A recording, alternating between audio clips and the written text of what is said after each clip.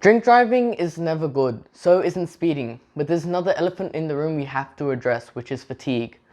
Statistics show that a person who's been awake for 17 hours faces the same risk of a crash as a person who has a blood alcohol content reading of 0.05. They're therefore twice as likely to have an accident as a person with a 0 blood alcohol content who is not fatigued. Similarly, drivers who have been awake for 24 hours will have a driving performance similar to a person who has a blood alcohol content of 0.1. Therefore, they are 7 times more likely to have an accident.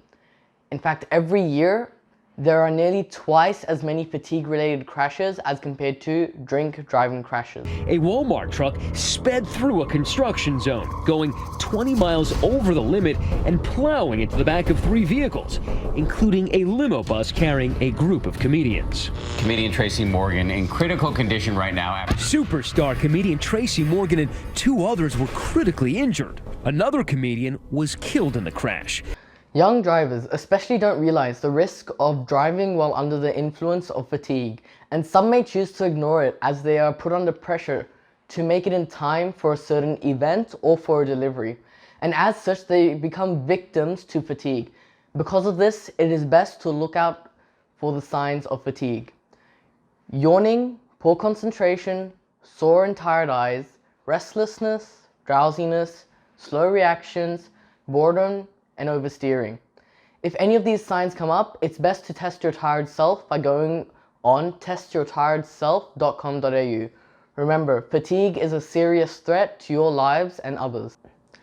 Now that we know the results of driving while under the influence of fatigue, what can we do?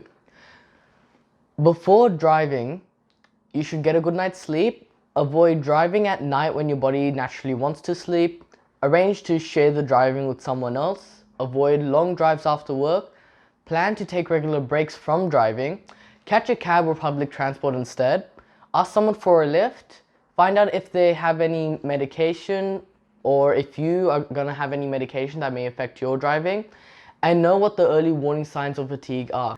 And while driving, if you feel tired, here is another list of items you can follow. Pull over for a break in a safe place or for a 20-minute nap in the rest areas or on the side of a road. Swap drivers if you can. Stop for a coffee. Limits on the daily consumption of caffeine are recommended. Even if you don't feel tired, take regular breaks to avoid becoming tired. Now, what are rest areas and where can we find them?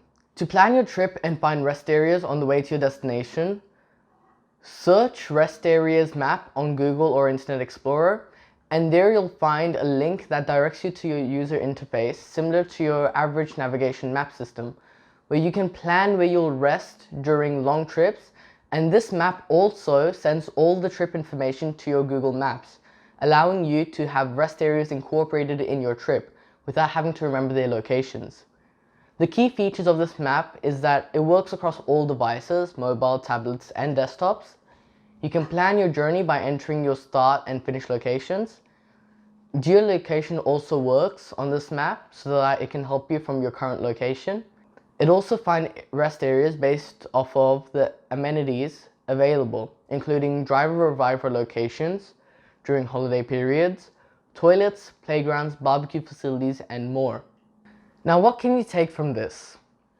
No one is perfect, we understand, so here is all we want you to at least remember. Get a good night's sleep, avoid driving after midnight, plan to take regular rest breaks, pull over for a break in a safe place, arrange to share the driving, and take a nap of 20 minutes, because that's what works best. One of the 3 big killers on New South Wales roads. Don't trust your tired self. How tired are you? Visit testyourtiredself.com.au.